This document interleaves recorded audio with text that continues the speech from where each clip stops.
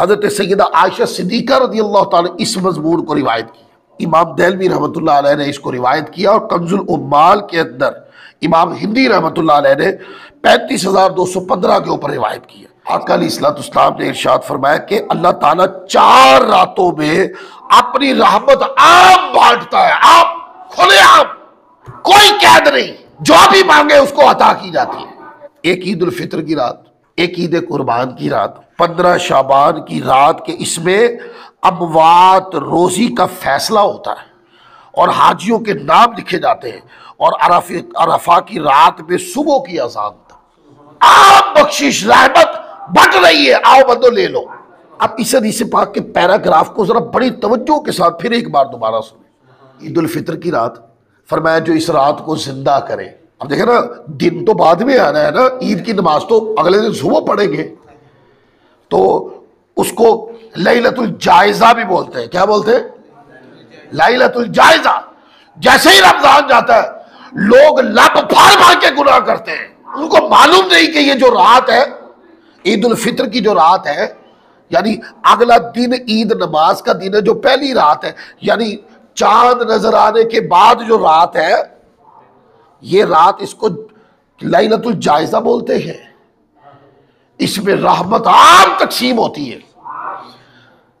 مزدور کام کرتا ہے نا جی، تو اس کو اینڈ کے اوپر کیا ملتا ہے؟ معاوضہ ملتا ہے۔ کیا ملتا ہے؟ معاوضہ ملتا ہے۔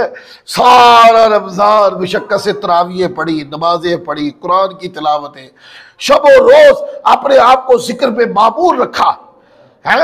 رمضان گیا، لوگ گناہ میں پڑ گئے، اور اللہ کے بندوں یہ رات عام معافی کی رات ہے، عام رحمت کی تقسیم کی رات ہے، یہ مزدور کو اس کی مزدوری کے اجر ملنے کی رات ہے، اس کو لوگ بھول جاتے ہیں۔ لیکن یہ راتیں جتنی بھی ہیں، اگر اس میں فضیلت بڑی ہے تو اس کے اندر آزمائش بھی بڑی ہے۔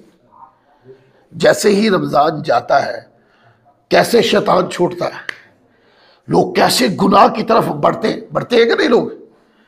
اگر رات فضیلت والی ہے تو امتحان بھی ہے، اور جو لوگ اس رات کو ضائع نہیں کرتے فضیلت ملتی۔ پھر اسی طرح عید القربان کی رات بھی ہے۔ لوگ آپ دیکھتے ہیں کہ جیسے عید قربان کی رات آتی، لوگ جانوروں کی مصروفیت کی وجہ سے اس رات کی عظمت کو ہی بھول جاتے ہیں۔